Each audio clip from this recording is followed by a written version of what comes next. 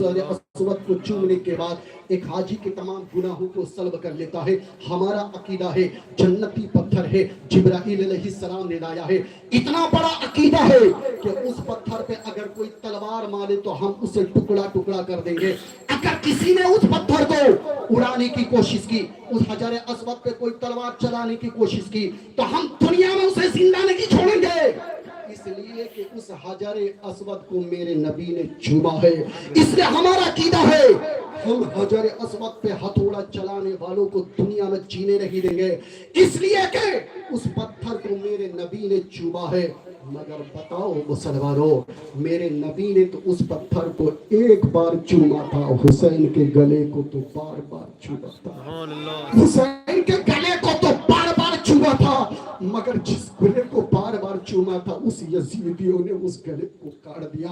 आज लोग कहते हैं कि गुलो हुसैन कट गया। मैं कहता हूं गुलो हुसैन नहीं कटा, बोसा गाहे मुस्तफा कट गई, बोसा गाहे मुस्तफा कट गई। इसलिए मुसलमानों, दुनिया में जीना है तो सच्चे हुसैनी बनकर के जियो। हुसैन आजम ने दो तरीका बताया, दो ही चीजें बताया कि करबल के मैदान में सिर्फ दो ही चीजें थी। अल्लाह अकबर,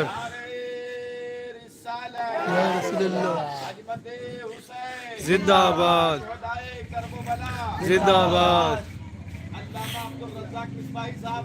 जिंदाबाद, अल्लाह अकबर या रसूल अल्लाह। करबल के मैदान में दो ही चीज थी, जरा गौर से सुने, बस दो ही चीजें, एक सब्र और एक नमाज। दो ही चीज थी, सब्र और नमाज। आस्ते। और इन दोनों चीजों की ट्रेनिंग मेरे नबी बचपने से देते हुए चले आए। मेरे आका जब जाहिरी जिंदगी से तशरीफ ले जा रहे थे, उस वक्त इमाम हुसैन की उम्र मुबारक 5 साल थी। कितने साल थी? 5 साल। 5 साल थी। और 5 साल में मेरे नबी ने उन्हें सब कुछ सिखा दिया। आज लोग सवाल करते हैं कि नबी अगर चाहते तो हुसैन को बचा लेते, नबी चाहते तो हुसैन को बचा लेते, करबल में शहीद नहीं होने देते। मैं कहता हूं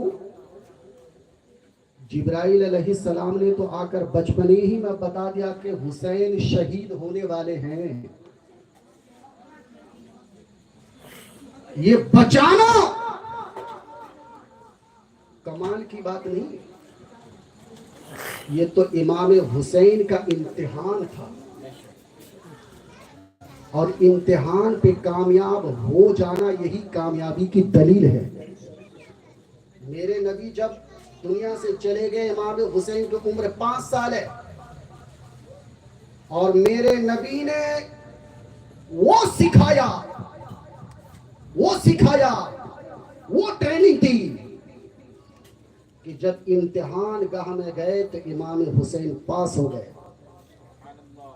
और इम्तिहान गाह में जाकर कोई नाना जाकर मदद नहीं करता, बाप जाकर इम्तिहान गाह में मदद नहीं करता।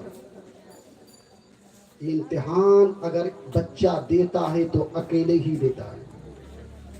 आपको मेहनत करना है, घर पे करो। बेटा जब पढ़ता है तो बाप भी पढ़ाता है, बेटा जब पढ़ता है तो भाई भी पढ़ाता है, बेटा जब पढ़ता है तो माँ भी पढ़ाती है, बेटा जब पढ़ता है तो नाना भी पढ़ाता है। यानी इमाम हुसैन जब 5 साल के थे, नाना ने खूब पढ़ाना शुरू किया। इतना पढ़ाया कि सब्र व तलकीन उनके अंदर कल्ब में डाल दी।